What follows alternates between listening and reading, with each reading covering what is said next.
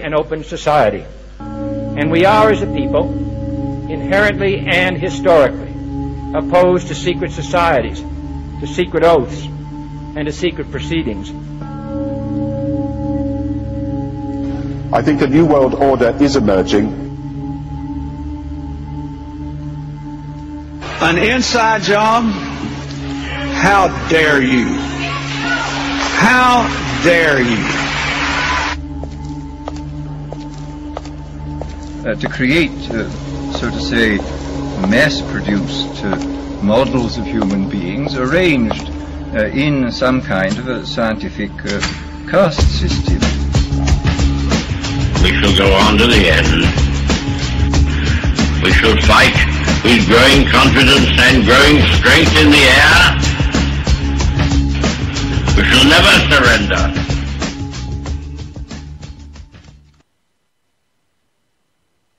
Good day, everybody. This is UCY.tv with the Solvinur Event. It's the 18th, I think. Yeah, 18th of October, 2014. So it's time for another Solvinur Event. Hey there, Dylan. I've got a guest today. How are you, buddy? Good, Solvinur, yeah? Yeah. So, we haven't really prepared anything for this, so it doesn't really matter, though. Is that your real name, or is that an internet name? No, that's a real name. All right. You have an internet name? No, I just use my first name typically. Yeah, okay. So if people want to call in, they can do so. 718-717-8296. If you go to ucy.tv, mouse over shows, you will find a list of the available radio events there. And if you click on any of them, you end up in a page that has like archives, but also a chat room. If you missed the phone number, you can go there and check it out. 718-717-8296. If you want to call in, ask any questions, that's all right. That's what we're here for. So, hey Dylan, how old are you? Or how young? I'm 15. 15? Mm-hmm. Well, that's young. How did you get into this alternative media stuff? I really just kind of fell into it. I mean, I started looking into this stuff about a year and a half ago at this point. Uh-huh. And I started up radio about 5 months ago. That's fast. Because I did like a couple of years of research into just one topic, which led me to a whole bunch of other topics. And then this other radio host, who I don't know if he's still making radio, but his name was Mike Chambers. He was trying to get other people to make radio also. He said that in the chat room that was there also, and sometimes on air too. And I thought like, well, maybe I should do that too, you know. So, and I started that, and wow, was I nervous the first couple of times. Unbelievable. Welcome everybody in the chat. There's JJ, who's trying to make a new record. 1400 minutes in. 2 times Jules. 1 Lady Pitbull. Hey lady, how you doing? 1 Vincent, who seems to be AFK. Otherwise we would have seen him type in. There's Cap. Hey buddy. And 3 unknowns. So if you want to join, go to ucy.tv, mouse over shows, click on any of them, and you get a chat room there. So, Dylan, anything specific you want to talk about, or questions? Or what do we do? Not really, actually. I thought I didn't know what was going on for this one, so I didn't have anything prepared. Mm-hmm. Sorry about that. I didn't know if you had a guest or anything. No, that's okay. Usually I don't have guests. Usually I just do some mythology or philosophy or trivium or other things. Lately I've been stuck on Mahabharata. That's part of the Vedas. Those are the ancient Indian scriptures. And you find that when reading the stories in there, they really are mythological. There's a lot of talk about strange creatures, for instance. And you find also that some of the stories, you find like copies of them in the Bible, for instance. So I thought that was kind of interesting. There seem to be a lot of links between the ancient Indian scriptures and the Abrahamic religions. Yeah. So we can go anywhere, you know. Usually these unprepared radio shows turn out to be the best ones. At least that was my experience when I made radio in the Netherlands. I remember that the radio dude there who was responsible for getting the stream on air, he was always kind of nervous that I didn't prepare. And I was like, well, what do you think? I got nothing to say, you know. So that always went awesome. You know, I made some of my best shows over there in the Netherlands. A lot of people said, well, there's a lot of eye-openers in my shows. So yeah, that was always good. And I never felt I needed to prepare because, you know, there's just more than enough to talk about. So No, I usually bring on guests because I haven't gotten the ability to talk to myself yet. Well, you shouldn't. It's something I'm still working on. You shouldn't talk to yourself. You should talk to the audience, you know? Yeah, it's still something I'm working on, but I think I'll get there eventually. Were you ever nervous? Going on air? Yeah. I've only had one interview that really made me nervous. Which one was that? My Stu Webb interview. Who, Stu Webb? Yes. What's he about? He's a whistleblower from the Bush crime family. Oh, interesting. Yeah, I can imagine you were kind of nervous. Yeah. How do people reach your podcasts, or what is it? YouTube, right? You can reach me on YouTube at The Truth Speaks. I haven't uploaded anything there in a while. I'm still waiting for my archives from my networks. You can also find me on Shake and Wake, Wednesdays 5 to 7 and Saturdays 5 to 7. Is that EST? Yeah, that's Eastern Standard Time. Shake and Wake? Yes. You can CJ Mars Radio, Saturday 8 to 10 Eastern Standard, and the Liberty Beacon Network at Wednesdays 8 to 9 Eastern. Wow, you do a lot of radio. Yeah. Cool. And it's YouTube is Truth Speaks or The Truth Speaks? The Truth Speaks. The Truth Speaks. Yeah, awesome. Good name. Yeah, good name. So you got in. You kind of rolled into this. What was the topic that got you rolling into this? The NSA. I just about live on the computer, so. Sorry, you what on the computer? I just about live on the computer. Ah, yes. I rarely leave, so. I didn't like being watched on the only thing that I could use. I don't want to be watched, so I did some research into the topic, and it led me down a bunch of different rabbit holes. Yeah. NSA spy scandal, right?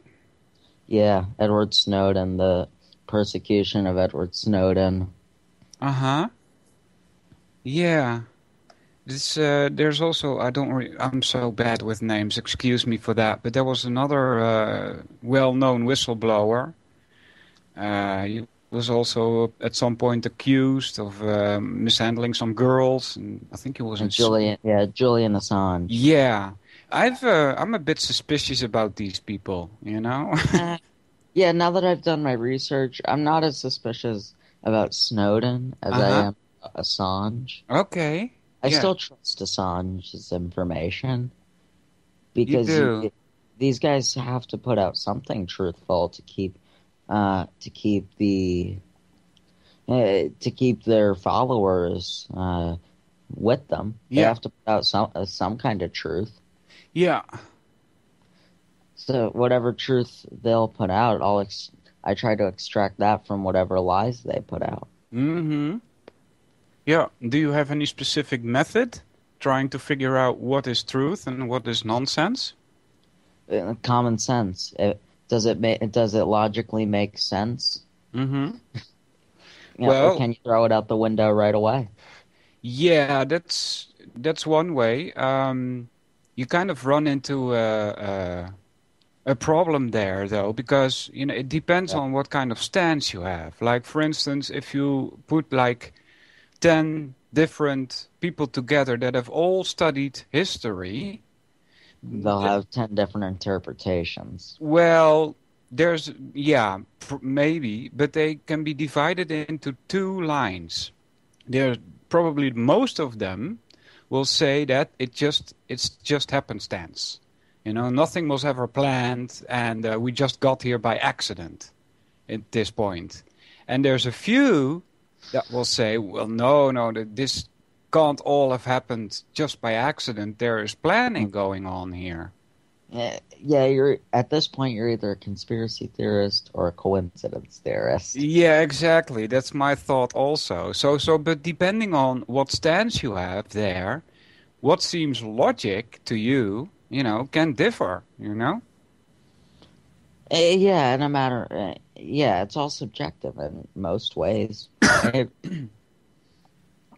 But there are a bunch of things that we can probably all agree on. Mm. Even amongst people completely divided into those two camps, you can always find some kind of common ground that you can build off of. Yeah. It was always a kind of mystery to me. I was asking questions from when I was a child, and Same. One of the questions I had was like, where's money coming from, right? And so I asked my dad, who makes the money? And he said, the banks do. And I'm like, what? How can people trust the banks like that, What stops a bank from just printing so much money that they print themselves rich? And I didn't bother to ask that question, but it just seems strange to me. How can you let banks do that, right? Yeah. I believe it. And even before even after the Bin Laden killing, I didn't buy that story, and I didn't know I didn't know half of what I know now. And I thought it seemed strange that the number one terrorist in the world got taken out. You thought that strange? Yeah. Oh. Why?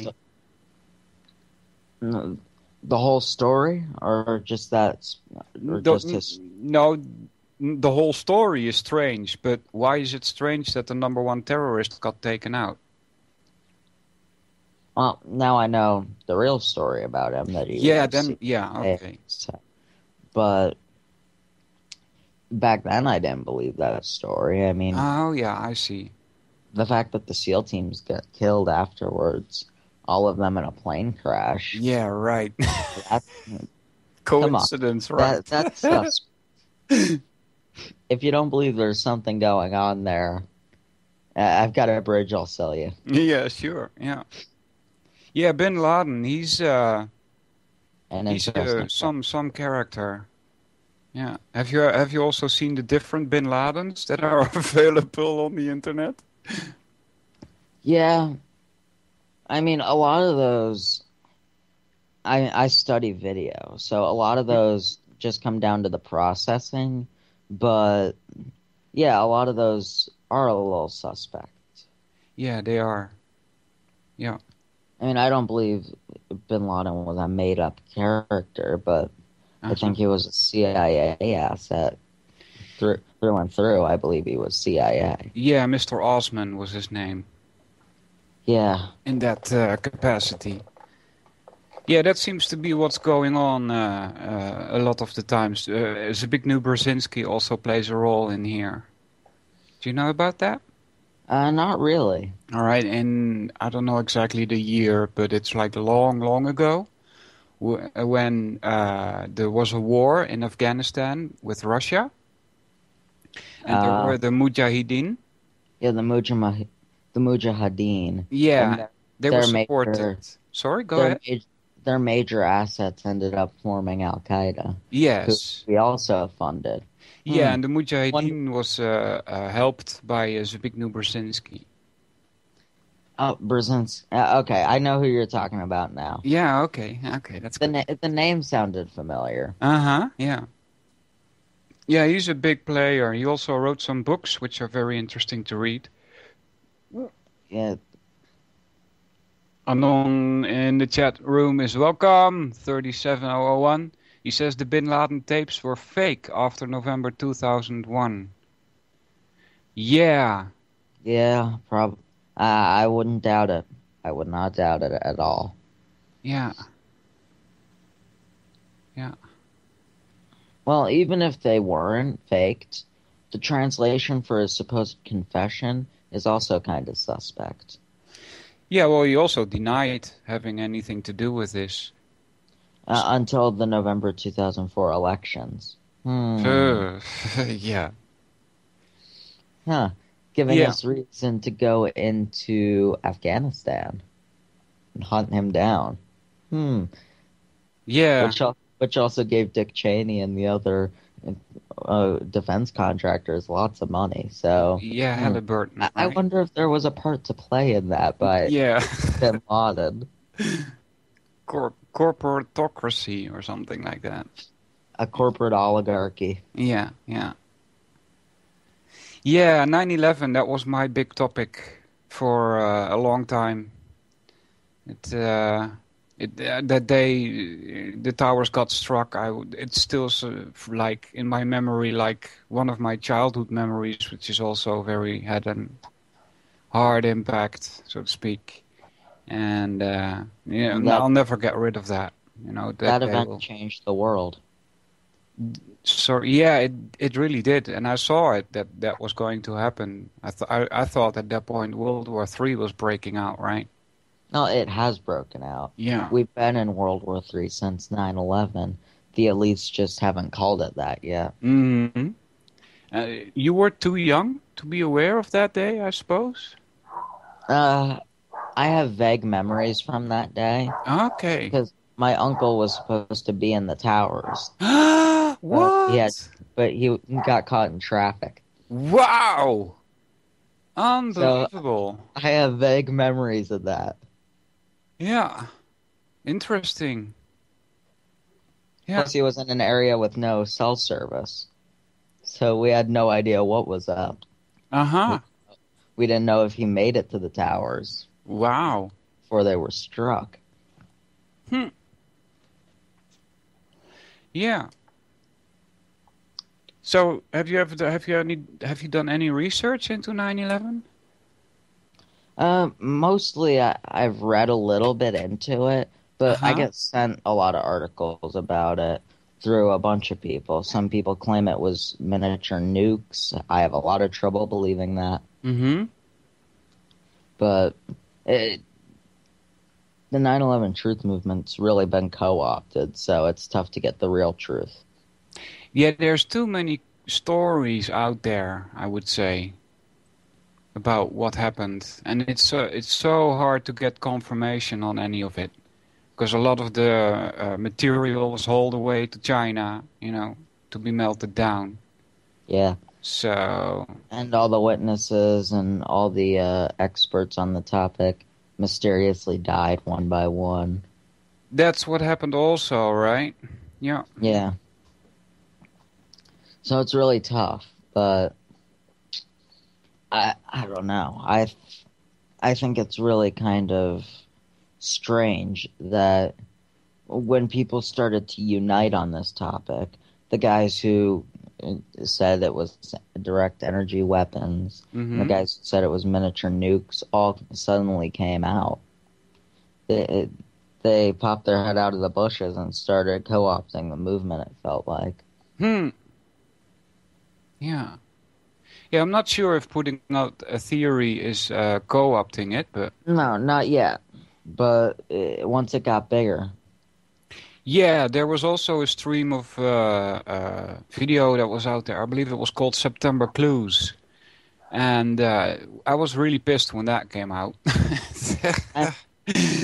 Yeah. Co-opting a movement is simply taking the true message behind a movement and distorting it, which after a while is what certain theories did. They discredited it, maybe is the better word. They discredited it and seemingly co-opted a lot of the people in the movement. Yeah, I would say there's been some efforts at trying to damage control this whole situation. And guys like Alex Jones didn't always say it was direct energy weapons.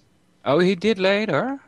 He, from what I understand, he did. I've never watched the Alex Jones show. No, I never listened to that dude anyway, so...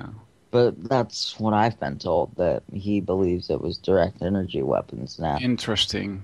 Judy Wood came out as an expert on the topic and started saying direct energy weapons. Pete Santilli endorsed her. So I think it's people like that, Judy Wood, Pete Santilli, who kind of co-opted it in a way. Yeah. But because they kind of discredited it by doing that. When people search 9/11 truth, they won't find reasons why it's not real or what could have possibly happened. They'll find were direct to energy weapons used or were miniature nukes used to take out the buildings. And what I did for a long time before, trying to answer the question what really happened, is I just discredited the official story, and that was easy. That's easy to do, Yeah, if I can do it, anyone can do it. Yeah.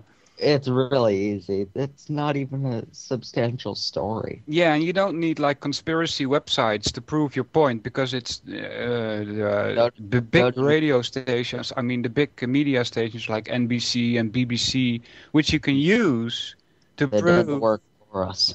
Yeah, that there are inconsistency and contradictions there.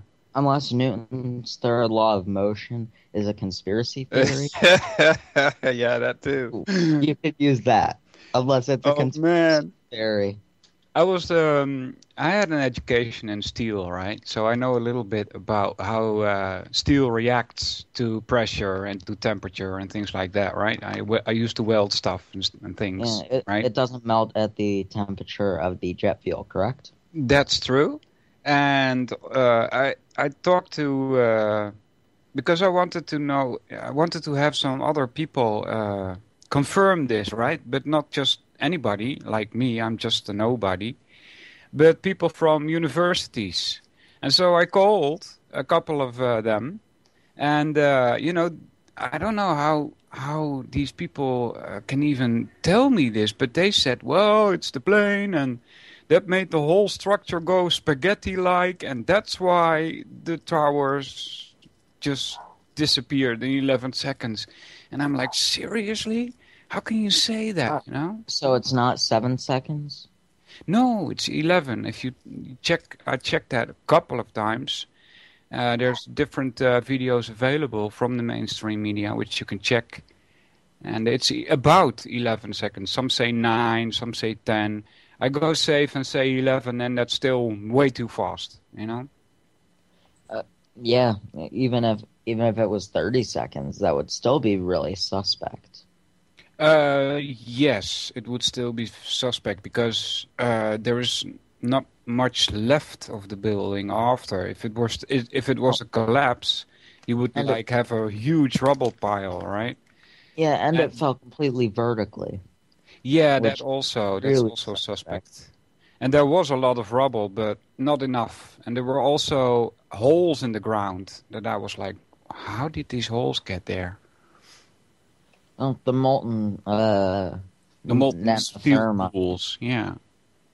The nanothermite. Probably. Yeah, that's the theory I would go for, but I don't know. I can't confirm that in any way. That's why I I don't asked think you. we'll ever. Sorry, go ahead. I don't think we'll ever be able to. Probably, yeah. So, but that's Sorry, also a reason why I asked you in the beginning, how do you go about separating nonsense from real stuff? Well, let's take. Let's look at the nuke theory. Mm-hmm. Apply common sense to it. So, could a miniature nuclear blast have taken down the buildings? No, there would have been a radiation fallout. Probably. There would have been more incineration. There would have been some particles left behind, most likely. Probably. And some of the dust has been investigated, they say, right? Yeah, and some people will say, but 2,000 people from that day have cancer. 2,000 people is a really small number, and when it's in the center of New York. 2,000 is a relatively small number. And that could also have come from the asbestos. Yeah, there are multiple things it could have come from. Yeah. I don't think you should immediately start calling 2,000 people with cancer nuclear fallout. No. Yeah. It reminds me of the Fukushima thing. That also bugs me. It's like there are claims that, whoa, so many people have cancer and it's all from Fukushima. There is this website that Jules had put out earlier, a long time ago, and it gives all kinds of information about happenstance going on everywhere, like earthquakes and things like that, but also nuclear radiation events. And if you look at that, the whole of the United States has nuclear problems. Did you know that? Yeah, the whole place does, because they're mismanaging it. There's a whole lot of things going on with radiation right here, or right there, I should say, in the United States. Well, yeah, the United States, we put all our reactors on a fault line. Tell me again that they're not trying to kill us? Huh, is that so? That's strange. Yeah, all the nuclear reactors are on fault lines. Are you sure about that? Let me check. I'm pretty sure of that. Let me check the website that tracks the nuclear reactors. Yeah, I've got too many links to search for it. That's what happens too, you know. You do so much research and you save all these websites, and you got such a huge list that it's really hard to... I don't save very many. Actually, I really never save any. Oh. Yeah, I probably should. Yeah. Let's see. Nuclear.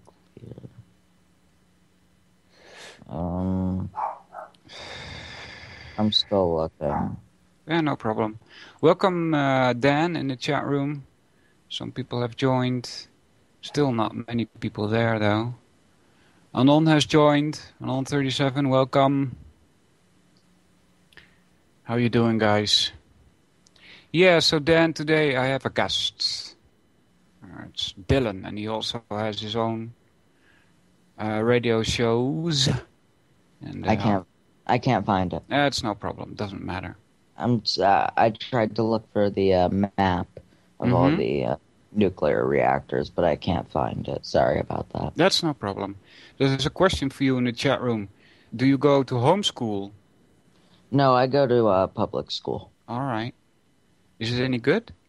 Not really. Not really. They teach you how to regurgitate information quite well, though. Yeah, that's the whole thing, right? If you are able to repeat what you've been told, then apparently you're a good student. Well, doesn't work like that with the trivium, you know? Have you ever heard about that, the trivium? I've heard bits and pieces about it, but really nothing. Nothing that I can recall off the top of my head. I just know it's a big topic Yeah. for people. What is Yeah. it all about? It got introduced to Jan Irvin by Gene O'Denning. And I've had Gene O'Denning on the radio also. It's part of the 7 liberal arts, which used to be taught at schools, but somewhere between 1815 and 1900, it has been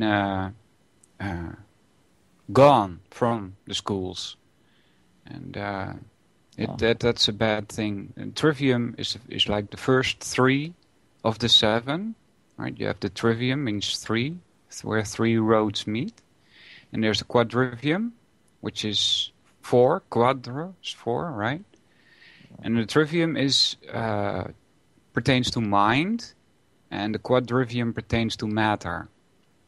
And so the trivium is like a mirror or a template for how the mind works. And that's the reason why they put it out of school, because they want obedient servants, right? And not people that think for themselves, because then you can't control people. That's the whole point.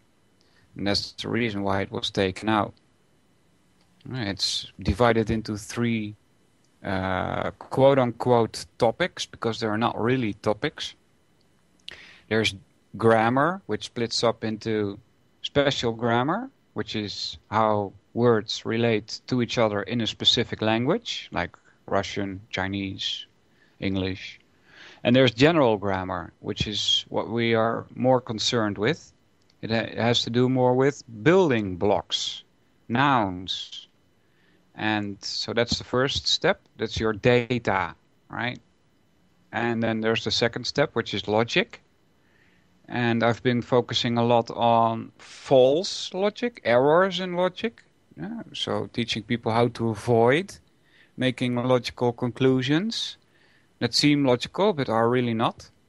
And then the third is rhetoric, which that word has been made bad by the politicians, because, they all lie. To them, rhetoric is lying. But rhetoric is really the use of the grammar and logic, and being able to tell people what you've learned and be convincing about it. So those are the 3 things about the trivium: grammar, logic, and rhetoric, specifically in that order, by the way. Hey, was somebody in the chat? Did you mix in the salt? What's that about, Cap? I don't know. Maybe you're talking about something else. Yeah, Anon put a nice link in the chat room for the trivium, triviumeducation.com. That's from Jan Irvin, and you can get a lot of information about the trivium and the quadrivium there. There's also a lot of good audio there. And I had Jan Irvin on also, and he really explained very nice what grammar is, because when I had him on for the first time, I didn't really know much about the trivium. And I was thinking like, grammar, all right, that's how you spell words and nouns and pronouns and verbs and things like that, right? And that is, in a sense, it's true. But that's special grammar. And he explained to me the difference between special grammar and general grammar. General grammar is really much more important. That's how you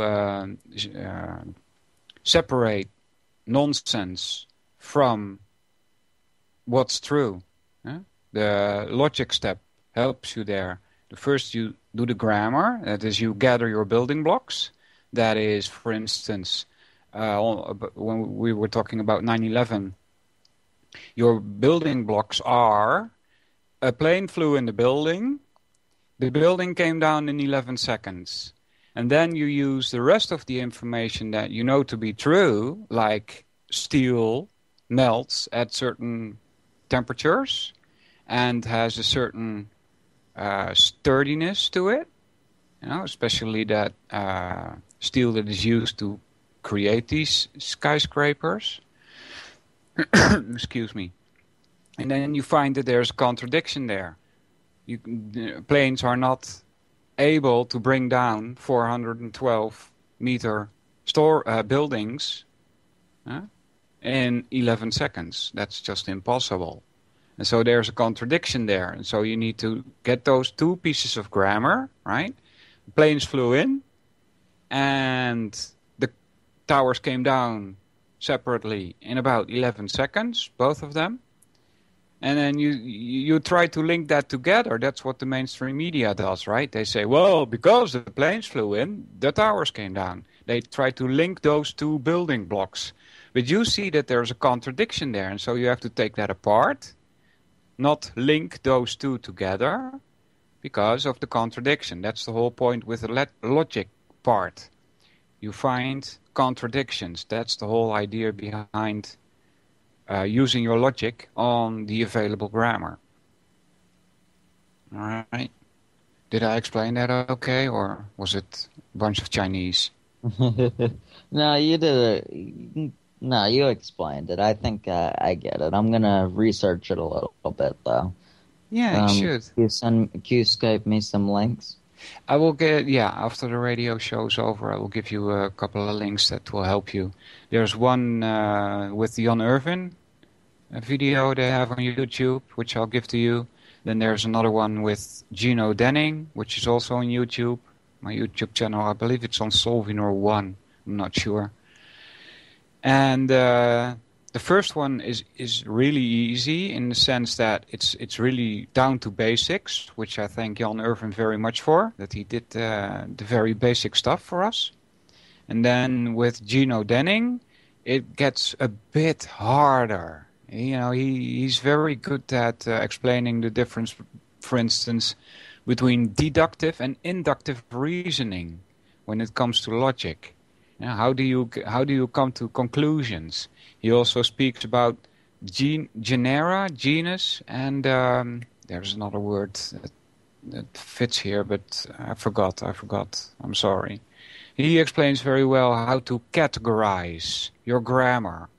And and unfortunately, I don't know many of the rules, but there are rules for gathering grammar. In other words, there are rules for how do you get information? Where do you get your data from? What's the source, right? And a good example of not a good source is, for instance, what they call appeal to authority. If you go into an article and you read, experts say, all right, that's an appeal to authority. Just because it says experts, a lot of people will think, oh, well, you must know then, right? But the expert is unnamed.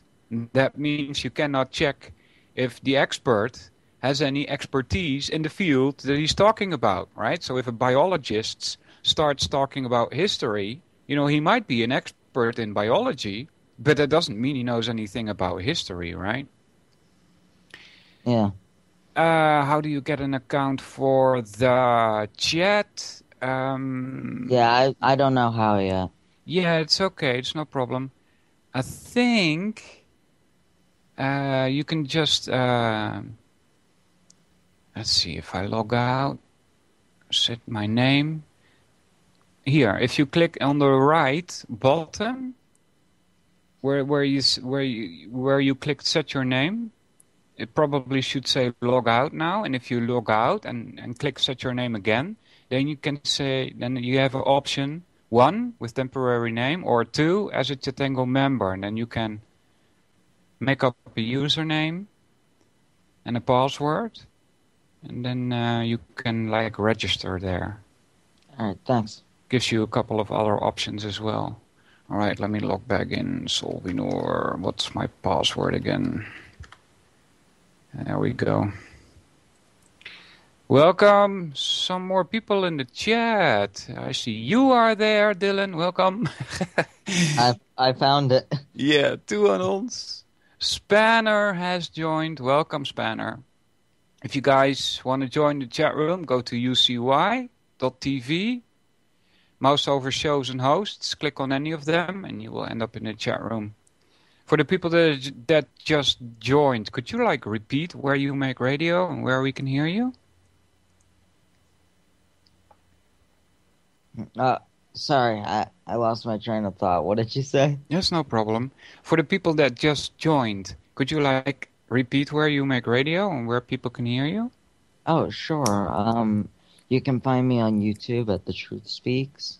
I haven't uploaded anything lately. I'm still waiting for my archives. You can also find me at Shake and Wake Radio Network, Wednesdays 5 to 7 Eastern Standard, and Saturdays 5 to 7 Eastern Standard. Mm-hmm. You can find me on CJ Mars 8 to 10 Eastern Standard. This is all PM, by the way. CJ Mars? Yes. What's and that? You can, it's another radio network. I'm not sure what it stands for. CJMars.com, I guess? .net. .net. CJMars.net, all right. And more even, right? Yeah, one more. You can also find me on the Liberty Beacon Media Network, Wednesdays 8 to 9 Eastern Standard Time. Awesome. All right, Skype is telling me something. Let me find what's it trying to tell me. I'll be back in 1 sec. All right. All right, Skype is okay. So, what's a good question, Cap? So I can... I am back. Welcome back. We're already 41 minutes into this event, buddy. At the top of the hour, we'll have a little break. I will play some Poker Face. Have you ever heard of them? Nope. It's a good band. They make kind of like rock music with a political message. Good morning, Iota. Also, welcome in the chat. How you doing? So yeah. 9/11 is a good training area if you want to figure out how the trivium works, because there's a lot of grammar, right? I'll give you a couple of more examples. The Pentagon, for instance, right? The claim by the mainstream media is a huge plane flew into it, right?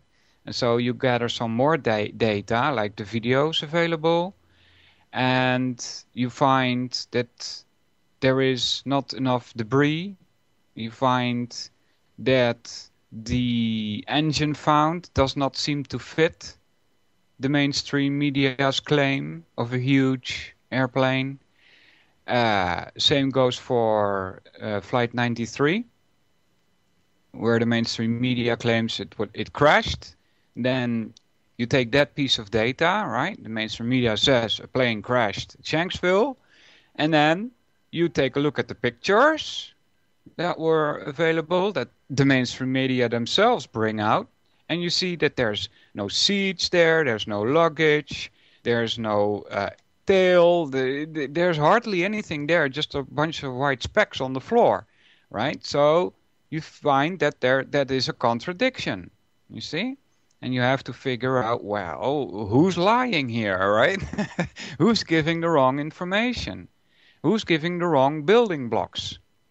Right? So general grammar means gather a lot of building blocks and try to fit them together. And if they don't fit together because you run into contradictions, then you need to take a closer look at the data, at the grammar, at the building blocks that you were given, and figure out which one you need to throw out to come to a good conclusion and which one you can keep. Right? Right. All right. I think Captain Barbecue had a question in the chat. I can't see it anymore. My chat froze. All right. Probably need to reload the chat then. Captain Barbecue? Oh, Cap, what was the question? Can you repeat that question, Barbecue? It's not about barbecue, is it? If it is, I can answer that too. Yeah. Let's see. Parking lot was full. That's just about what... No, I can't find the question, dude. They're talking about Ebola in the chat right Oh. now. Does he like fishing? Do you mean my guest, Cap? Do you like fishing? I think he was asking what my hobbies were. I can't remember off the top of my head. Oh, yeah. Ask him about his hobbies. Indeed, Cap. Oh, Dylan. I was right. Yeah. Do you have any hobbies? I'm in the online gaming community. Ah, cool. Which game? I play a lot of them. I used to play World of Warcraft. I quit that. I can't use the keyboard, so it was kind of tough to get to a certain point. All right, understandable. I play a lot of. I just play a lot of browser games, really. Yeah. I play a lot of chess. Chess also. Awesome. Online chess. Yeah. I can't go fishing. I don't know if I would like it or not. It would just... I can't go fishing. Yeah, you're stuck, right? Yeah, getting my wheelchair on a boat would probably not end well. Yeah. Okay, cool. So World of Warcraft, you played that a little bit. Yeah. Yeah, I played that too. They just had a new patch up, 6.02, 6.0.2, and it's good. It's good. They made a lot of improvements again. Cap, to answer your question, yes. All right, Cap. People ask questions. That's okay. This is for the first time you guys are asking questions, right? Yeah. Normally they don't ask questions. Interesting. Now that I have a guest, they do. All right, that's okay. I don't mind. I don't mind answering questions. What did you play in World of Warcraft? I think I was a necromancer. You mean a warlock? Yeah, a warlock. Yeah, I play rogue. I got a lot of characters. I've actually need only to level my monk to get all of the available characters up to a maximum level. But my main character is a rogue. I like rogues. Yeah. Played some raid yesterday also. That was nice. It went really okay. We only had a couple of wipes. Wipes mean everybody dies. Yeah. And also played Diablo.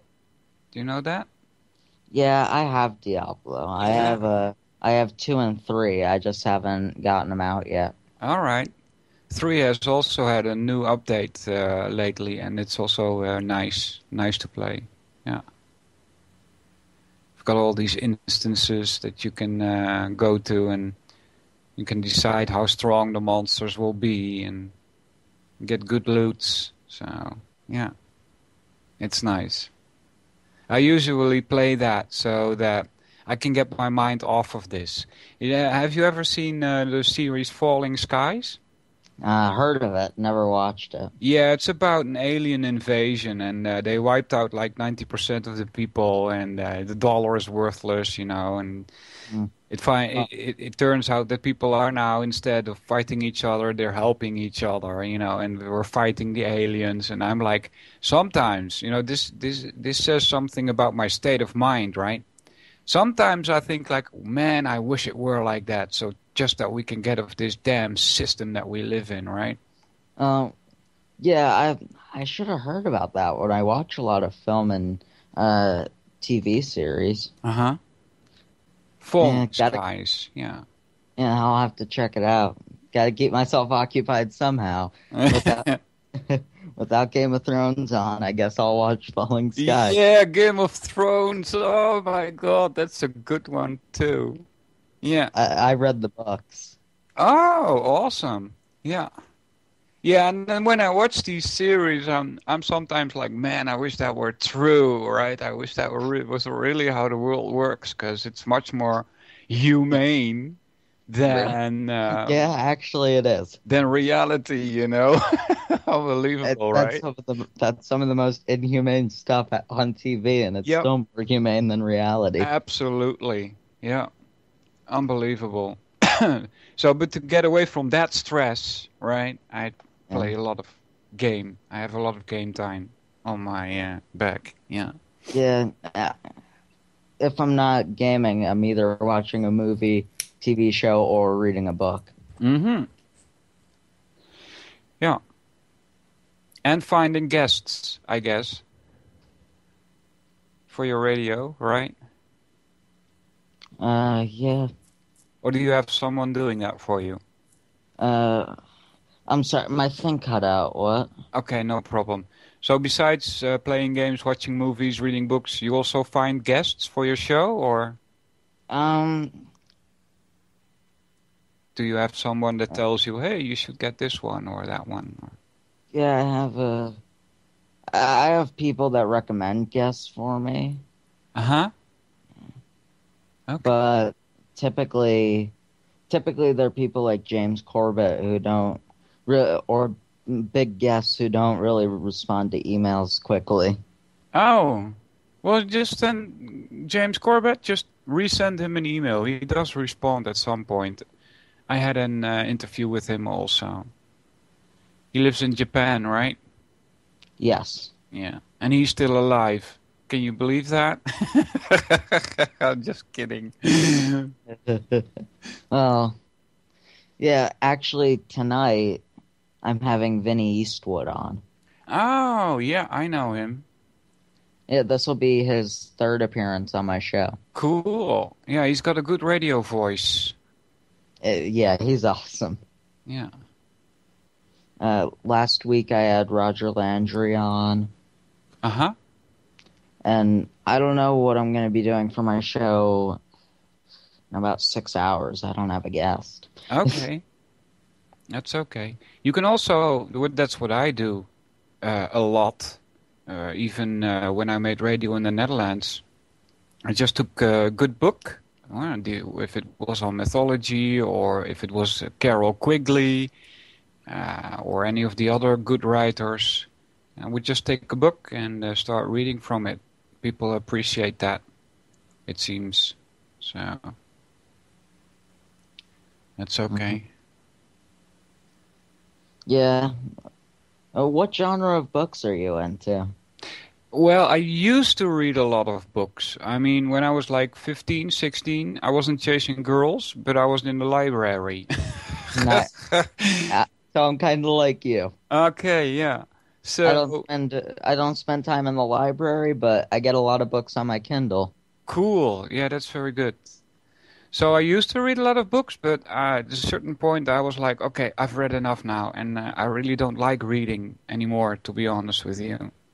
Mm. So I still love to read. I read an average of probably a 300-page book a day if I get it. If I'm in the mood to read. Uh-huh. Yeah, that's a lot. So those Game of Thrones books took me probably 2 weeks. Uh-huh. To finish off. Each book took me about a week, actually. Yeah, yeah. Did you read Lord of the Rings? I haven't yet. I watched the movies. All right. The book is so much better. I'm sure. I don't want to learn the Elvish language, though. No, you don't have to. That's not needed. Oh, God. Then I'll probably check it out. I've read a lot. This year I've read 1984. Okay. The Harry Potter series. Uh-huh. I've read 2 of the Percy Jackson books, and I'm on the 3rd. All right. Yeah, if you want to get into Tolkien, who wrote The Lord of the Rings, he's a master in languages, by the way. You should start with The Hobbit. That's like the introduction to The Lord of the Rings. It's a book called The Hobbit. I'm going to read The Hobbit after this 3rd movie comes out, because I've already invested a lot of time into the movies. I don't want to spoil myself of the last book. Okay, yeah. Or the last film before it comes out. I want to get the full theater experience with that. Yeah, that's good. That's good. But then I'll read it certainly after that. Yeah, Tolkien was so very good in painting a picture that the movie is really, really good made in the sense that they took a good look at what Tolkien says about the different types of creatures, like elves and hobbits and dwarves, and Well, he describes them so well in his book that it really came out good in the movies. So, yeah. well, Jackson expands on Tolkien's work. Uh-huh. He expands on it because in the Hobbit book is like 300 pages, right? It's not that big, no. Okay, well, Peter Jackson's done 3 movies for The Hobbit, Oh? and he's expended Tolkien's what Tolkien wrote, added more stories, new characters. Legolas wasn't in the Hobbit book. No, he came in the Lord of the Rings. Yeah, Legolas is in the Hobbit films. Oh, really? Yeah, Oh, that's odd. they brought him in. They created a new character specifically for that. They added a bunch of stuff. Huh. Interesting. But I think it works. I mean, it takes a really good director to not only expand on an author's work, but to make it feel like it's still coming from the same world. Yep. And it's almost like Tolkien and Jackson are on the same wavelength. Uh-huh. Yeah. Yeah. Excuse me. Spanner, I have not read The Silmarillion yet. It's on my list, though. Yeah, that's. I started reading it after I finished The Lord of the Rings, but it was too boring for me. that's why I never finished it. Yeah. It's kind of, I think, if I remember correct, it's more about the history of the different races and stuff, but yeah. I read a lot of comic books. All right. Along with books, I'll read a couple comics here and there. Mm-hmm. Yeah. All right, let's see. We got a couple of more minutes till the top of the hour.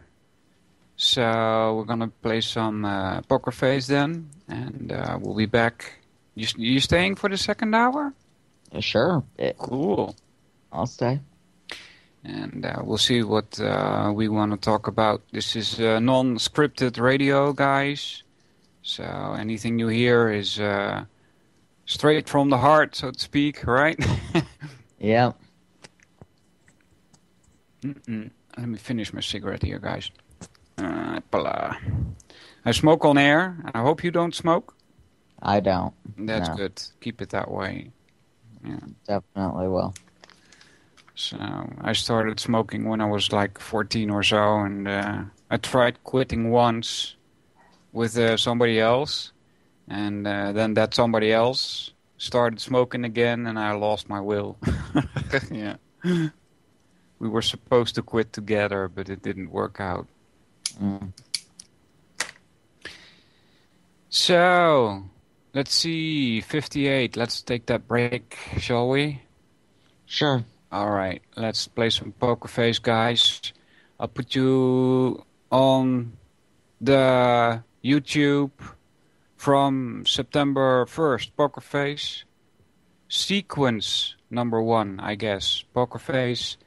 On the 7th of April 2013 at the Palooza event. Alright, guys. We'll play some music and we'll be back after the top of the hour. Stay tuned!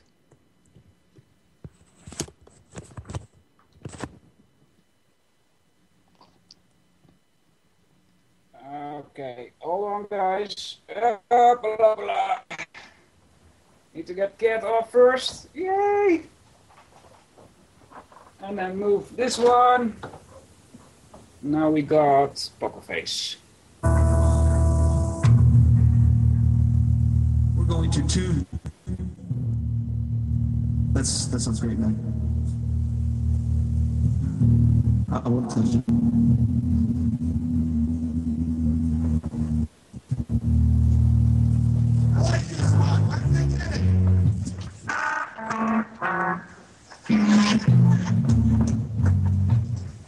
The song's called Area 51. Before you laugh, I pay money to see bands that sound like that. So.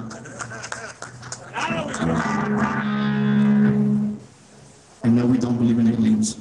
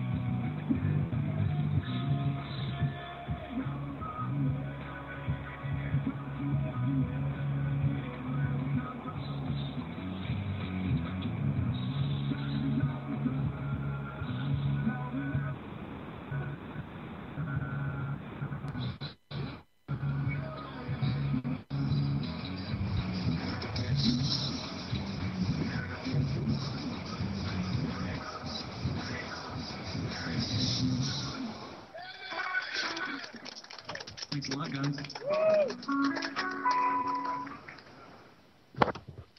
All right, guys. That was Poker Face. Let me fix the audio here again. All right. Are you there, Dylan? I'm here. All right, I got you also. So, this is UCY.tv with the Solvinur Event. Today I have a guest, Dylan. You can check me out every Saturday, 10 a.m. Eastern Standard Time. And I talk about a lot of different topics. Sometimes it takes like half a year or 3/4 of a year before I change topics. But usually it's like when I did the Trivium, for instance, I would also tie things that happened to the Trivium, and you can see how reality works instead of the nonsense that has been put in front of us. Trivium helps you take apart the illusion that we live under. Right? And it can help you. It can help you wake up, actually. Mm. Yeah, does that term mean anything to you, Dylan? Wake up? Yes and no. All right, Dylan. I can't hear you. Are you there? Yes. How now? I can't hear Dylan. Let's see if this works. Are you there, Dylan? Yes. All right. Can you You say got me something? back? Yeah. Because my microphone doesn't seem to work correct. It's not picking me up. Nope. It's not working. Hold on, guys. Are you there, Dylan? Yes. Yeah, now I got you back. I hope. At least I heard you say yes. For the moment. Yeah, we're there. All right. Does the term wake up mean anything to you? Yes and no. All right. I mean, in a way, it means you're understanding things. But in another sense, I think the term wake up is used by some people who haven't really woken up. All right. The term wake up is really subjective. Uh-huh. Yeah. You know what I mean? Yeah. Yeah, I use the term because the language that we have been taught, and it doesn't matter if that's English or Dutch, is not fit for us, for you and me and the rest of the people that listen to the radio, most of them that would dare call themselves, quote-unquote, awake. Because we live in a totally different reality than the people that watch TV constantly, right? And believe anything the mainstream media tells them, right? So because the people that are quote-unquote asleep, live in a world where English or Dutch is used to keep that control. You understand? Language is a prison. It's a prison for your mind, so to speak, in the Matrix terms. Oh, absolutely. Right? So the words that we learned are not really fit to speak in the reality that we live in. Right? So some of these words, yeah, kind of ambiguous indeed, right? Oh, completely ambiguous. It's really tough to tell what being awake truly means. Yeah, I would relate it to a consciousness shift, a consciousness change, but it's so huge. It's different from a consciousness change you get from alcohol or LSD or ecstasy. You can't really compare it to that, but you know, that's what a consciousness shift or a consciousness change is about, right? Absolutely. So yeah, I would say that it ties to consciousness. That's also a reason why I use the word awake, because the word awake ties etymologically. But I also think that even a shift in consciousness is kind of subjective. True. Because one person can say that they've had a shift in consciousness, that they've woken up, but one person can say, no, you've fallen further asleep. Mm-hmm. Possible, yeah. It's all perception of reality in that sense. Yeah, and those two words are really, we should dig a little bit deeper into them, the words perception and reality. But I was going to say that the word awake ties to the word aware. They're almost spelled the same, and they sound the same, and they really do have a link to each other. Yeah, I think aware is a better word, honestly. the term aware doesn't mean you see things any differently. Aware just means you're aware of your surroundings. You know where you're at, and you know what's going on in the world. Awake can be used so subjectively. True. That the term awake can be co-opted, or it can be totally distorted. Mm-hmm. Yeah. You also mentioned perception of reality, right? Yes. So, how do you perceive? That's a tough question. It's a tough question, right? Can you narrow it down? What do I perceive? Uh-huh. Where do you want me to go with it? Well, if you say, what do I perceive, then if you start giving examples, then you would give examples that have a relationship to reality, right? Yeah. I perceive that things are not always what they seem to be. Mm-hmm. My perception of reality shows me that money does rule the world, contrary to popular belief. Uh-huh.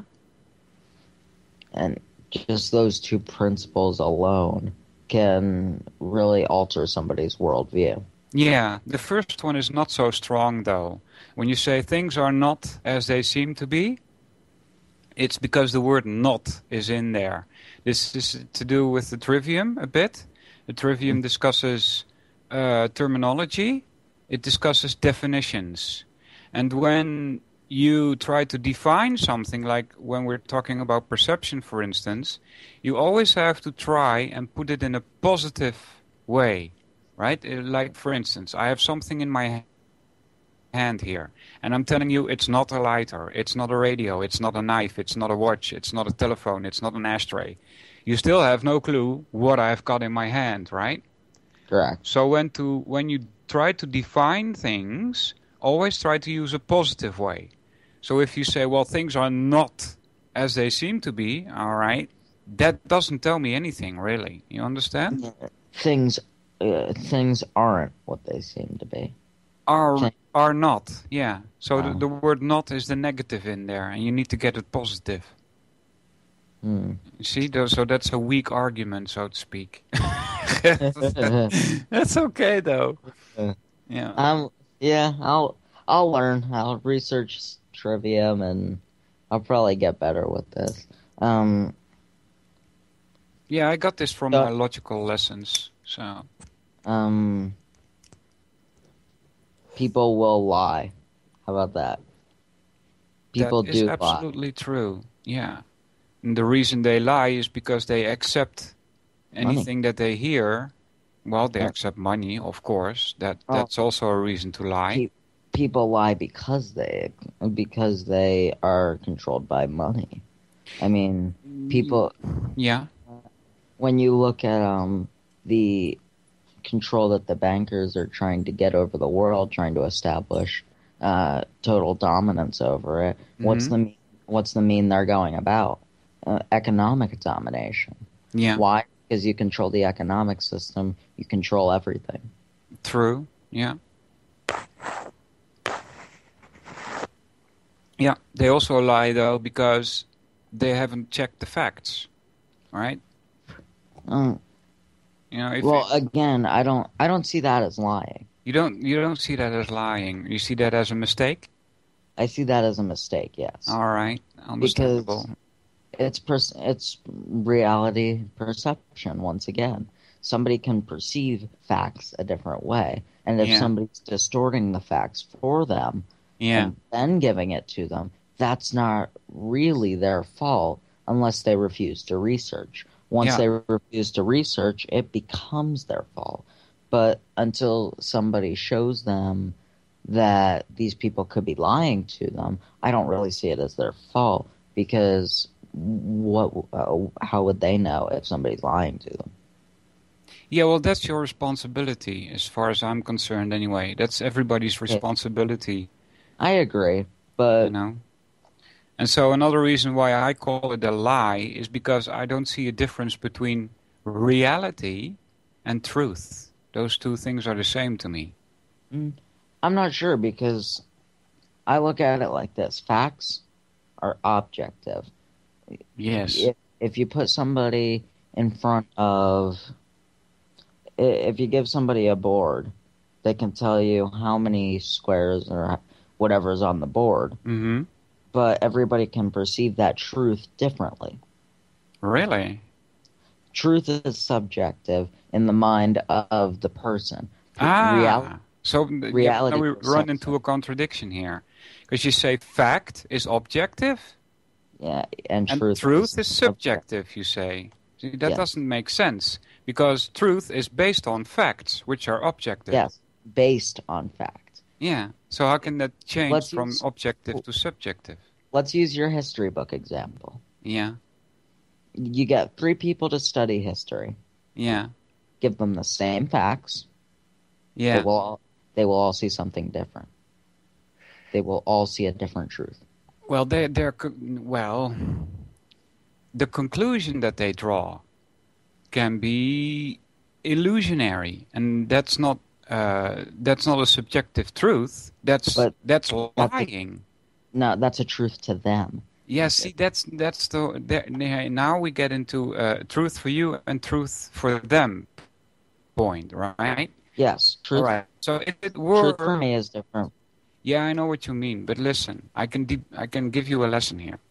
If it were true that some things are true for you, but not true for somebody else, that's what you're saying, right?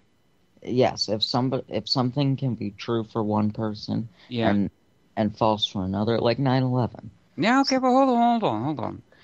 Just give me one example where it's true for you, but not for somebody else. Can you give an example of that? I'm not inside anybody's head. I can't get into somebody's head. Well, how about this? I'll use a car. Make it up. Make up car for crash. the other person. It doesn't matter. A car crash. A car crash. All right. You tell a jury that you give all the facts to the jury. Yeah. But to them, if they witness the crash, you don't get the whole story.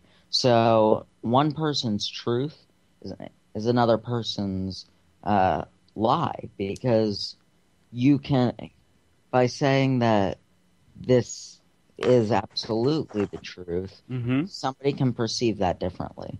You can't. All right, let's try. The car crash is maybe not a good example, but let's try and figure this out, right? So there's a car crash. All right? Yes. Okay. We've come so far, right? There is a car crash. Yes? That is fact. That is fact, okay. So now you're talking about witnesses. Now witnesses come in, right? The witnesses can see something. Yes. Their truth is one person started it. But the truth, that's a fact. Or that's a truth, not a fact, I'm sorry. But then once you add more fact, then the truth can be changed in one person's mind by adding the whole story behind it. A truth can change, but to somebody else, the truth doesn't change. All right, let's try and break this down. Let's say we have a car crash, and one car is blue and the other car is red, and you have one witness that says the red car crashed into the blue car because the blue car was standing still or whatever, you know? Yeah, and the other says the blue car crashed into the red car. All right. That is subjective truth in the two people's minds. All right, let's see what we got here. Blue car. Let me try and write this down. Blue car, red car. And one person says the red car crashed into the blue car, and another person says the blue car crashed into the red car, right? So those are two witnesses, right? Correct. All right. So let's see what we got here. The truth can only be one of the two. No, because in the mind of... you look at a debate. Let's look at a debate. There are two truths. There are two truths arguing fact. Rarely does a person come out of a debate with a changed opinion, because truth is subjective in their mind. Fact doesn't always change their sorry, I lost my train of thought. That's no problem. Anon 3701 says one person can see a car plow into a pedestrian. Maybe someone else saw their wheel fly off. Different witnesses draw different conclusions. And that's really the point I'm making, that those two witnesses in that scenario, their truth is different. Their facts are the same, but their truth come to different conclusions. All right, let's try and break that one down. One person can see a car plow into a pedestrian. Yeah, so a car hits a person, right? Yes. And then somebody else saw the wheel fly off. And so you can come to different conclusions, like because the other person didn't see the wheel flying off, he might have said he was just drunk and he hit the person, right? And the other person may say, well, no, it's not because he was drunk, it's because the wheel flew off, right? Yes. Is that correct? They can draw different conclusions. Yeah, but one of the conclusions is incorrect. In that scenario, yes. All right. And so it's that doesn't explain that one thing can be true for you, but not for somebody else. Okay. Do you remember during the first hour? Yeah. We discussed. You said you put facts in front of three different people studying history. Yes. One person will say it was planned. One person will say it was an accident. Yes. That is their truth. No, those are two different opinions.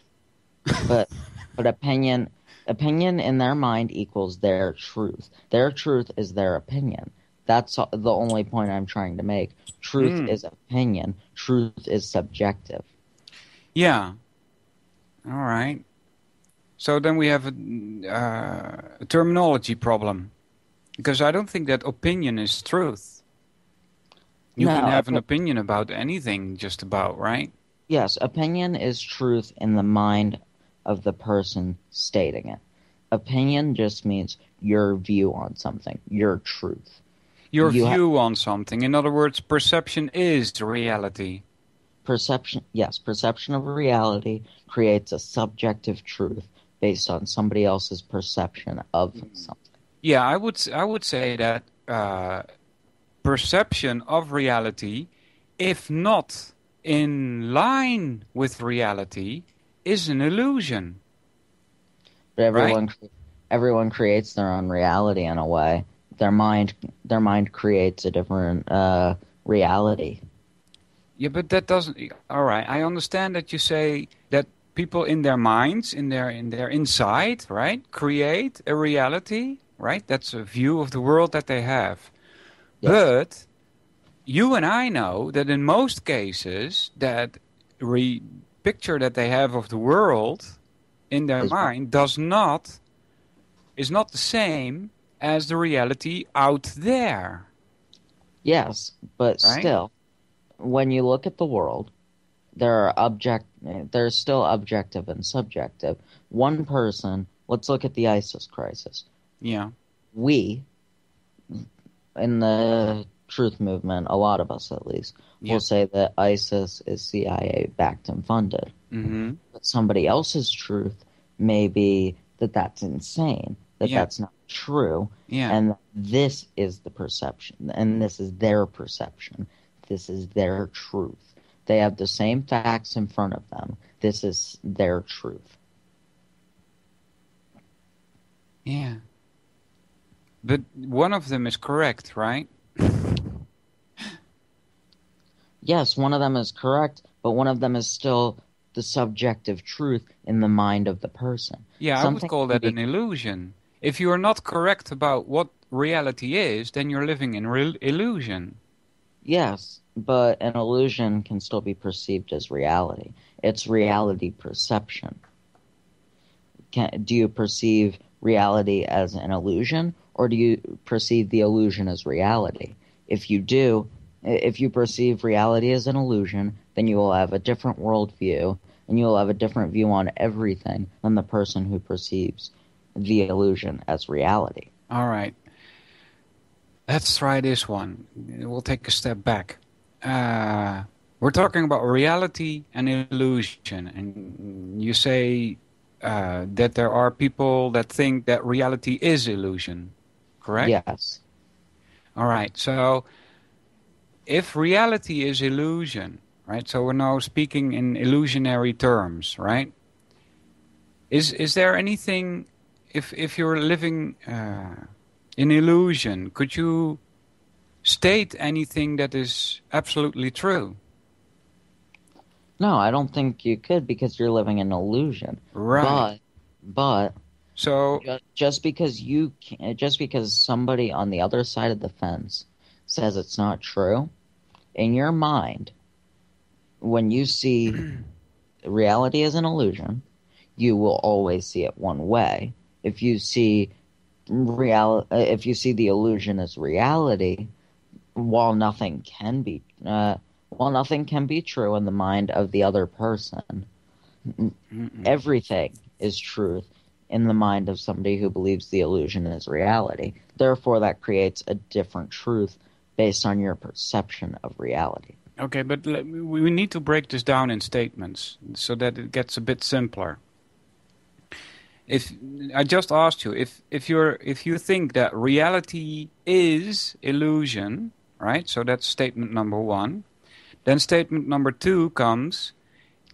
If statement number one is correct, can you say anything that is absolutely true? And you just said no. Is that correct? Correct. All right, so that's statement number two. Statement number three then becomes, how can you claim then that this is illusion? Because you don't know. There are two sides of the fence, and one is in the middle. No. We're only dealing with these two facts. One person says reality is illusion. The other says illusion is reality. No. We're just we're leaving the other side for now. Just leave that be. We can check that later in a separate statement. Not deduction. Statement. Study. Right? We're studying statements. If somebody says something, you need to study what they say. Yes. All right? So the statement is, reality is illusion. Yes. All right, so let's take a look at that statement. The second statement is, because... no, not because. If reality is an illusion, can you say anything that is absolutely true? You would have to say no, because reality is illusion, right? Yes. There's nothing absolutely true, is that correct? Correct. All right, so then the third statement becomes, if nothing is absolutely true, how can you claim that this is illusion? You understand? Because nothing is true.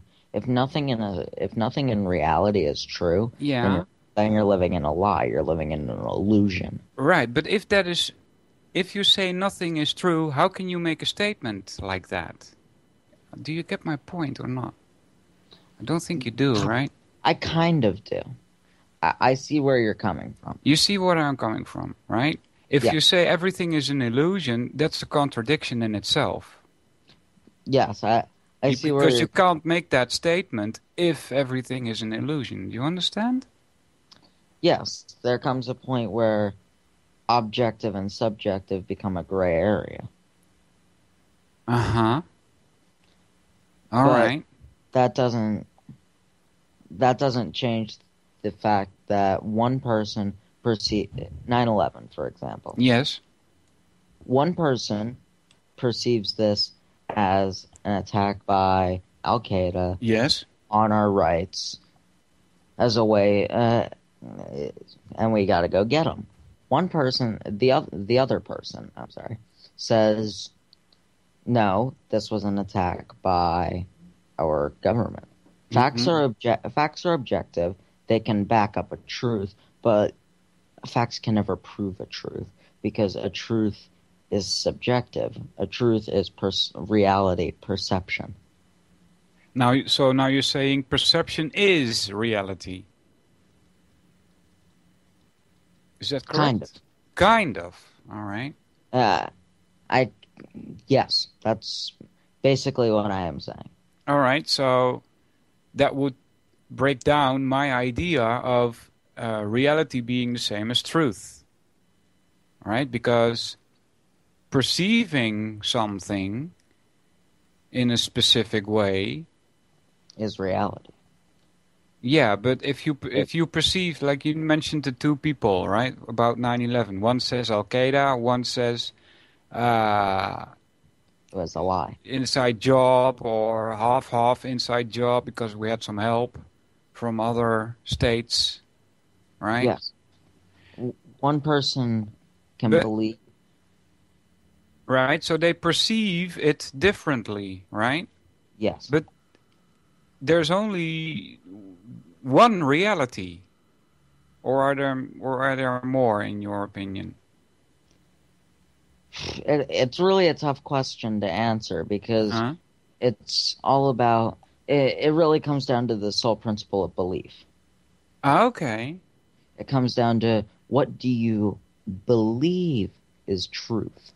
Do you believe the lie is the truth, or do you believe the fact is the truth? Which do you believe is the truth? Which do you perceive is the truth? So now believing becomes reality. Yes, belief molds reality, as does perception. Those two go hand in hand, in my opinion. Yeah, so but when you say belief molds reality, you're talking about what people have in their head, right? Yes. Not what's out there. No, what's in your head creates a different truth. Yeah, those are like two different things. When I say reality, I don't mean the picture that I have in my head. I mean that which is out there, like a tree and the sun and the stars and the sky and the rain and, the wind, and that's reality, right? I would say so. To me, yes. To some people, I've met people that think that there is something else in that dynamic, and that's still truth, reality, perception. What do you believe is truth? What do you perceive is truth? All right. Do you perceive the illusion is truth, or do you perceive the lie, or the truth, or the fact as truth? Do you perceive the lie as the truth, or the facts as the truth? All right. So let's take a bee and a human. All right, and the bee goes out and he flies around and he sees a tree and he sees flowers. So he perceives nature, right? Yes. But so do humans, right? The human can go to the garden and see the tree and see the flowers. But what the bee sees or what the bee perceives is totally different from what the human perceives, right? Because it has different eyes, it has different senses, right? But reality doesn't change because a bee looks at it or a human looks at it. Reality is what it is regardless of who looks at it, right? Yeah, they look at it differently. They see the same thing, but they look differently at it. That's all I'm trying to say. So the perception is different, but the reality stays the same. Am I right or wrong? You're right. Reality is one thing. Perception of reality is another. All right. You believe perception of reality. You believe your perception of reality and dismiss others' perception of reality. Because that's not your perception. Yeah. All right. Have we had enough of this or what? It's something I've thought a lot about. You did, all right. Yeah, I talked a lot about this on air too, and one of the strongest points that I can make is reality is what it is, And regardless of who looks at it, or reality is what it is, regardless of one's own thoughts about it. And Solvinur, this debate we're having is also reality perception. You perceive truth as objective. I perceive truth as subjective. That's odd, right? Yeah. I see it as objective, indeed. That's correct. It's all, as the Anon 3701 says, it's all philosophy. And it really is.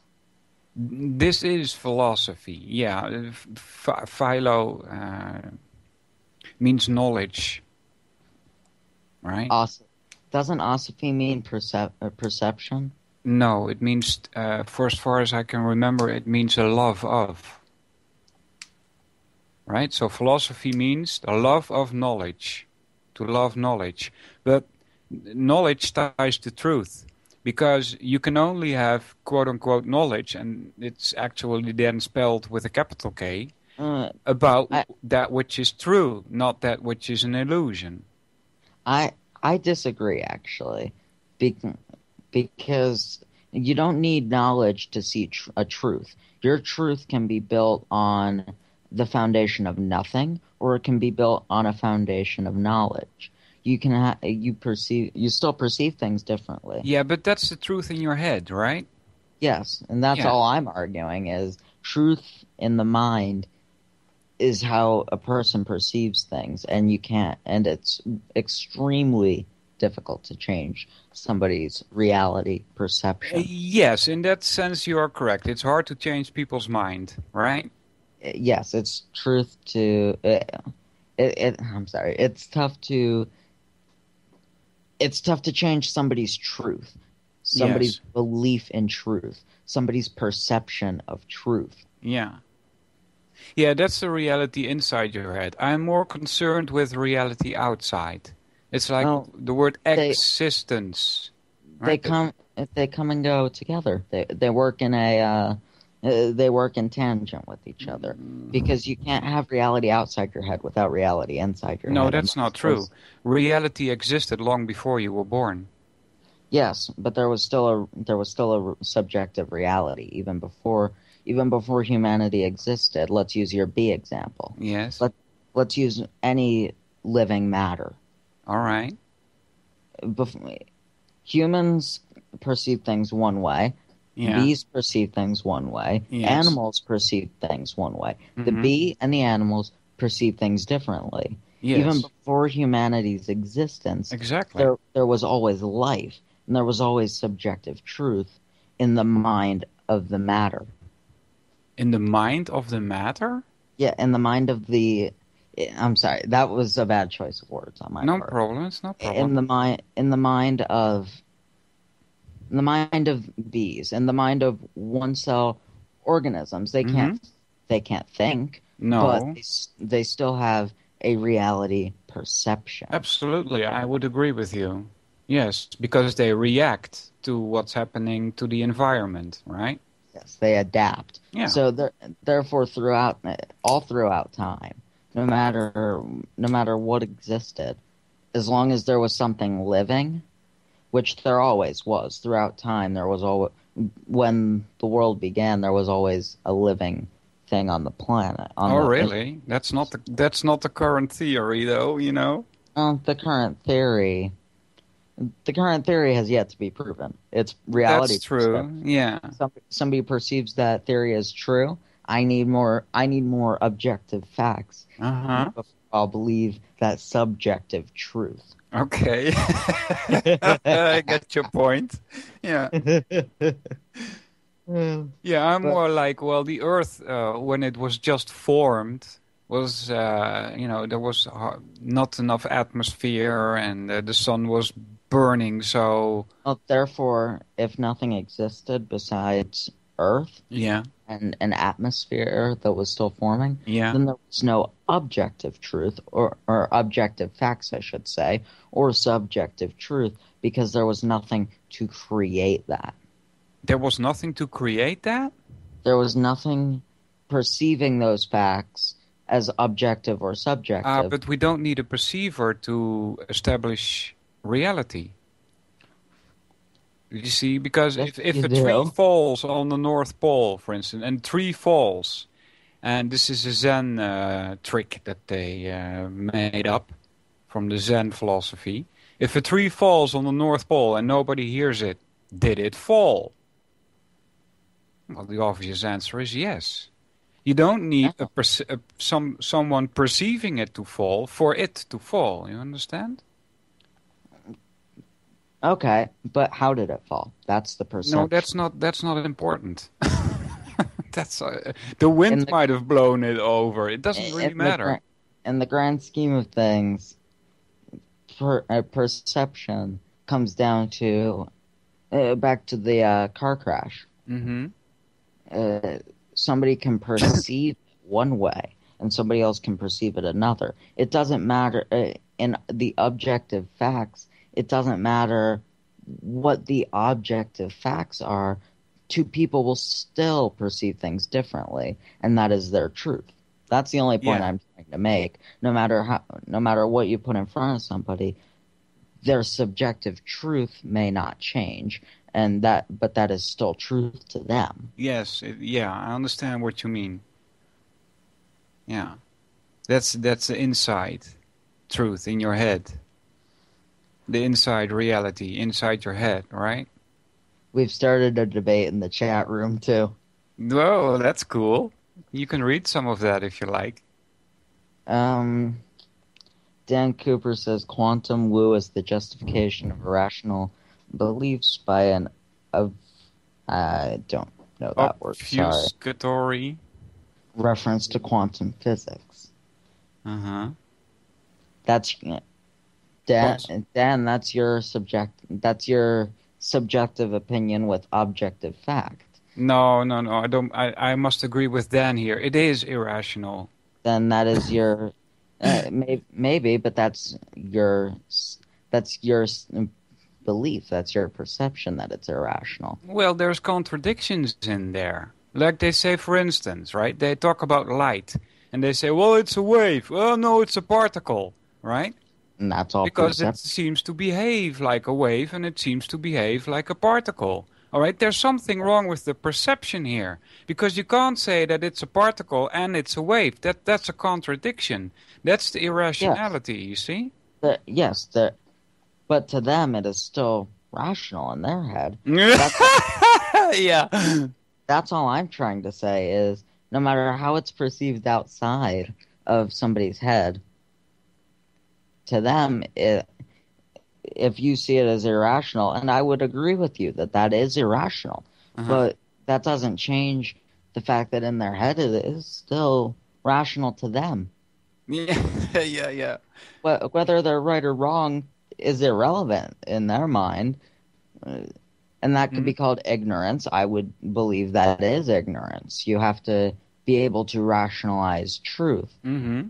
Yeah. But that's all I'm saying is that I agree with you and I agree with Dan, but that doesn't change the fact that in somebody's head, reality is not the same as what you perceive, and if somebody can say it's a particle and a wave in their head, it's rational. Yeah. Outside, using objective facts, it's irrational, but in their head, it's rational. Yeah. Let me say on air what Dan says further. Buzzwords like energy field, which also, by the way, Dan come back in the Vedic texts. They also use that word. Buzzwords like energy field, probability wave, yeah, indeed, or wave-particle duality, yeah, are used to magically turn thoughts into something tangible in order to directly affect the universe. Interesting. He also says down here, when an idea seems too crazy to believe, the proponent often makes an appeal to quantum physics as the explanation. Uh-huh. This is a New Age version of God of the Gaps. Uh-huh. Yeah. I'll tackle that first part. When an idea seems too crazy to believe, the proponent often makes an appeal to quantum physics as the explanation. Mm-hmm. But that's still their truth. I mean, I don't agree with irrationality in that sense, but that's still their truth. Uh-huh. Yeah. I'm just arguing that people will always perceive things differently, no matter how rational or irrational. Because in their mind, it is rational, no matter what it is, whether it's rational or irrational. They'll always perceive it as rational. Mm-hmm. All right. There's more that Dan says. This results in such foolishness as the law of attraction or quantum healing. All right. Law of attraction. I think that existed before quantum theory, but I'm not sure about that. It's a New Age kind of stuff, right? Some have turned quantum woe into a career, such as Deepak Chopra, who often presents ill-defined concepts of quantum physics as proof for God and other magical thinking. Yeah, I once presented a video to the people. It was like 3-4 months ago or something. I think Deepak Chopra also came up in there.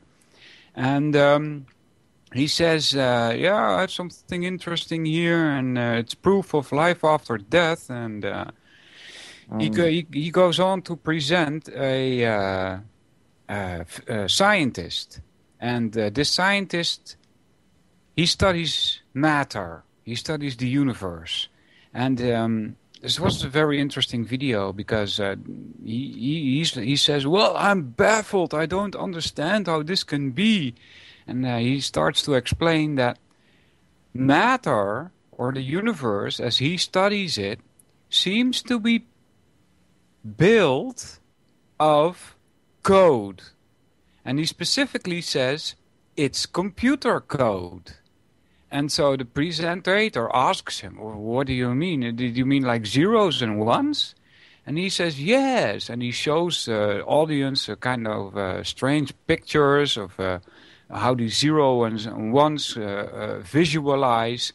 And he says, this is the code, the language that the universe uses to create reality. He says, he says, I'm baffled because it is exactly how our computers work. You see? And wait a minute, I'm not done yet.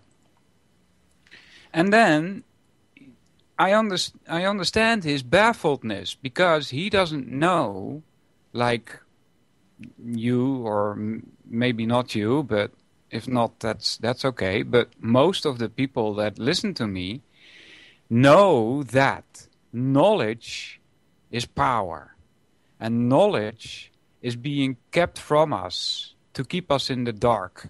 You see, the universities, they are the lowest open level of research that we know of. That's why they call it research. They don't call it search, they call it research, because the searching has already been done.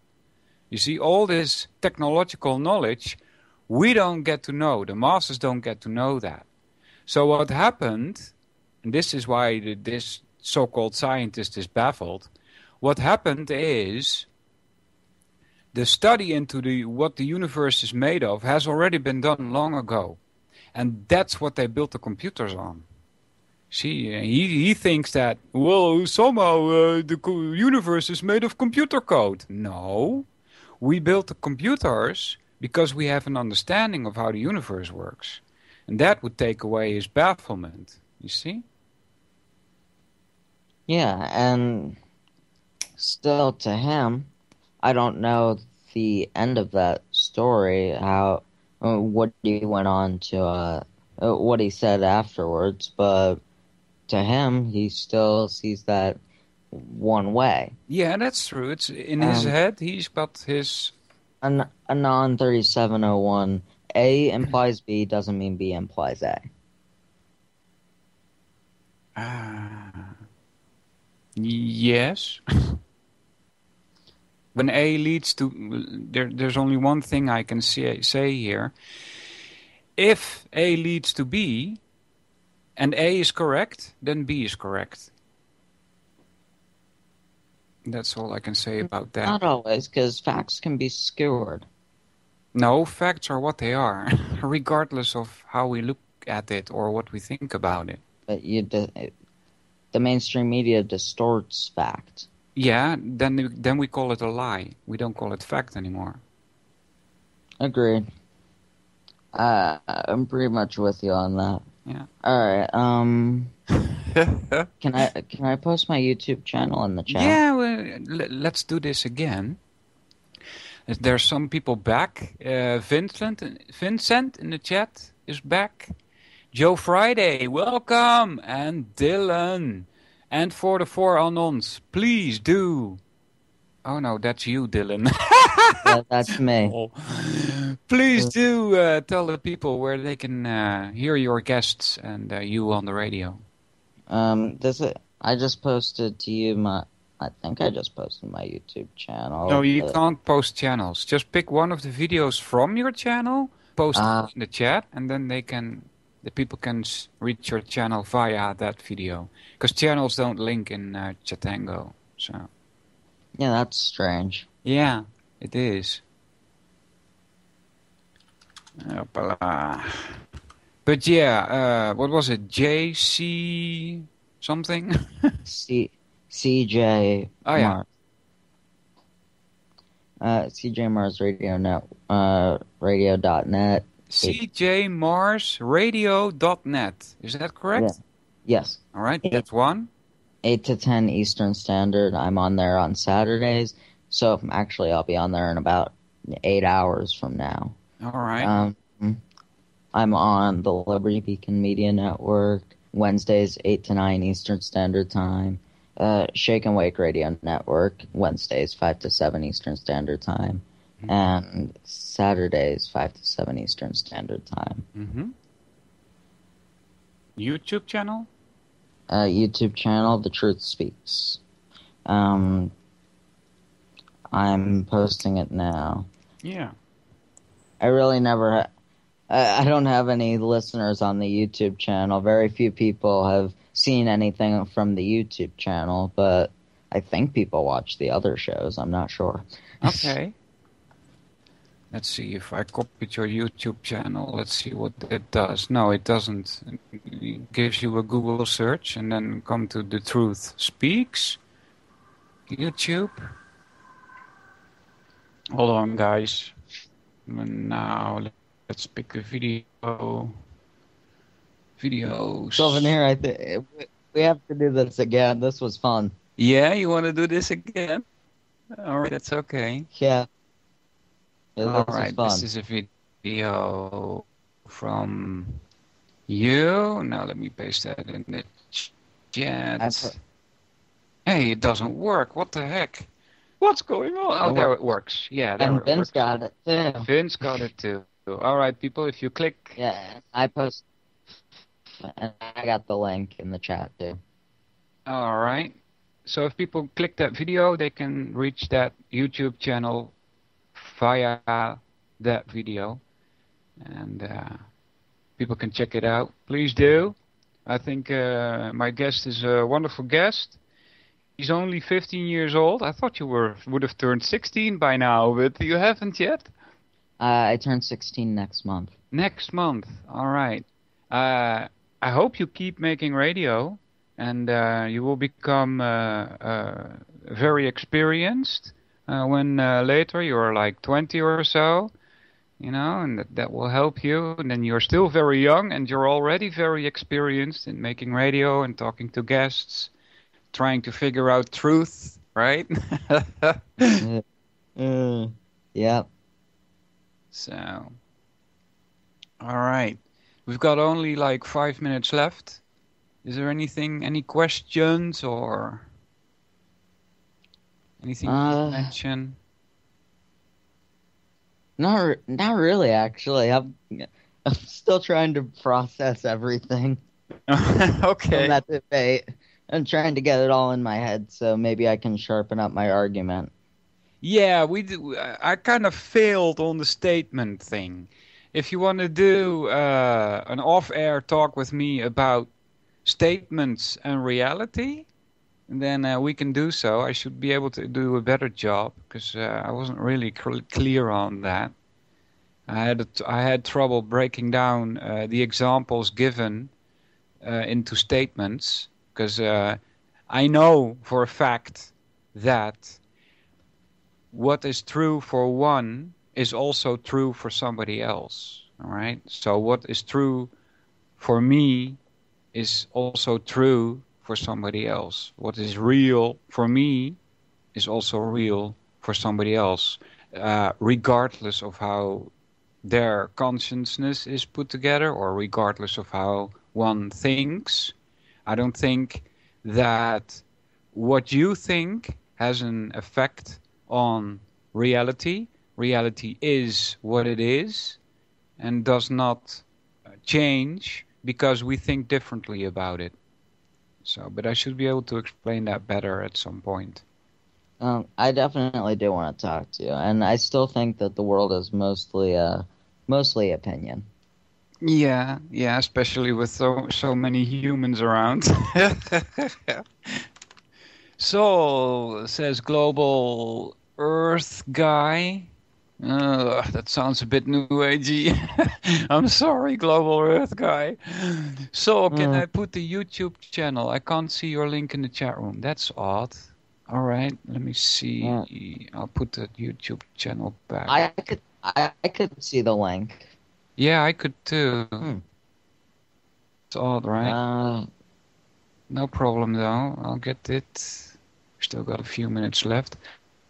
All right, so this, then copy, and then paste that there. If you I've pasted that here. Yes, it's doing it twice now.